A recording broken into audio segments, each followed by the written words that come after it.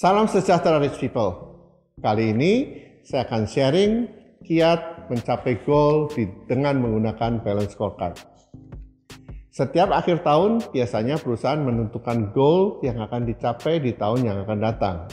Mungkin banyak perusahaan yang dapat mencapai goalnya dan banyak juga yang tidak dapat mencapai goalnya.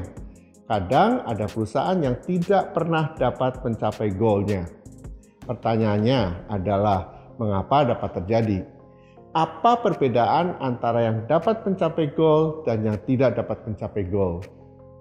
Tentunya, waktu membuat goal, perusahaan belum pernah mencapai di titik tersebut.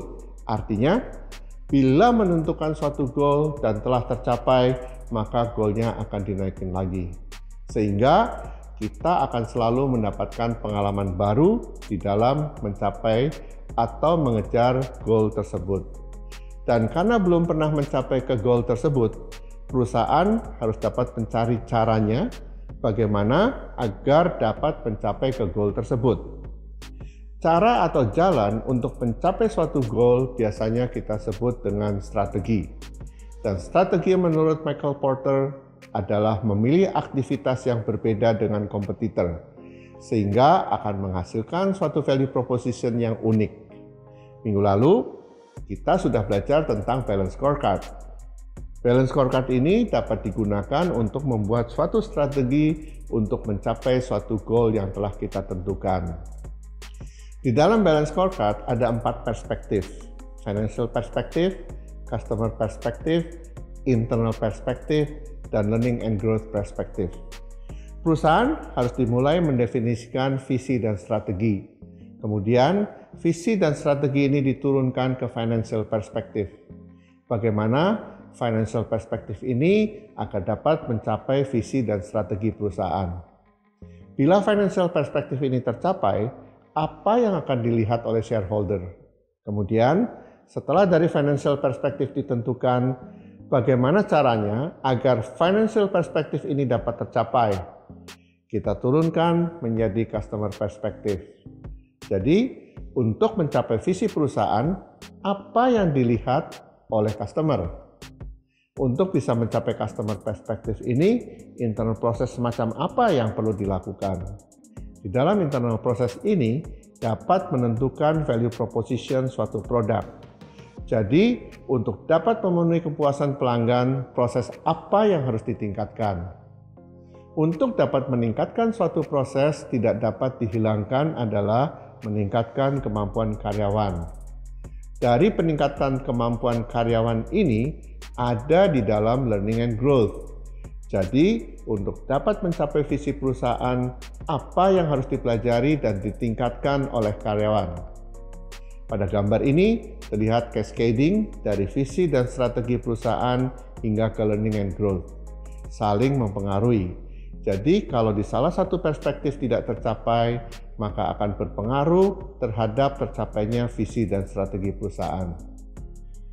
Panah yang dari bawah ke atas menunjukkan bahwa kegiatan yang di bawah akan mempengaruhi hasil dari yang di atasnya. Jadi, pada saat menyusun strategi, kita bergerak dari atas ke bawah, dan setelah diterapkan, maka yang dari bawah akan mempengaruhi di atasnya. Saya seringkali mendengar dari beberapa kawan CEO yang mengatakan, ngapain saya harus training karyawan? Kalau sudah di training, kemudian dia keluar. Biaya training yang dikeluarkan menjadi sia-sia. Pernyataan teman saya ini benar. Tetapi pertanyaan saya berikutnya adalah, apa yang terjadi kalau karyawan tidak diberikan training? Kalau terjadi kesalahan karena karyawan yang melakukan pekerjaan tertentu, tidak cukup pengetahuan dan skill-nya, siapa yang akan dirugikan? Seandainya setelah di-training kemudian karyawan keluar, maka kita harus lihat kembali mengapa bisa terjadi karyawan tersebut keluar. Apakah pada saat rekrutmen kita merekrut karyawan yang tidak sesuai dengan value perusahaan? Atau culture di dalam perusahaan membuat karyawan yang mampu tidak tahan dan keluar?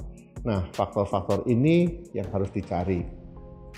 Dengan menggunakan balance scorecard, maka kita akan dapat membuat strategi yang tepat untuk mencapai suatu goal. Dan yang terpenting pada saat membuat scorecard ini adalah ukuran. Jadi setiap pekerjaan nantinya harus dapat diukur dan ukurannya harus tepat. Saya pernah melihat suatu performance appraisal yang diturunkan dari balance scorecard. Seseorang diberi tugas untuk mengembangkan training karyawan baru. Tentu saja tujuannya agar karyawan baru tersebut dapat bekerja dengan benar sesuai dengan standar yang ditentukan. Tapi saya lihat ukurannya adalah kepuasan peserta training. Artinya yang diukur adalah peserta training puas atau tidak. Bukannya setelah selesai training, apakah karyawan yang di-training dapat melakukan tugasnya sesuai dengan yang diberikan pada saat training. Menurut pengalaman saya, yang paling sulit dalam menerapkan scorecard ini adalah ukuran apa yang akan digunakan untuk setiap aktivitas yang ada. Baik rich people, sharing saya sampai di sini. Semoga sharing ini bermanfaat. Minggu depan, saya akan sharing tentang financial perspective. Bagaimana kita dapat menentukan suatu target di tahun berikutnya.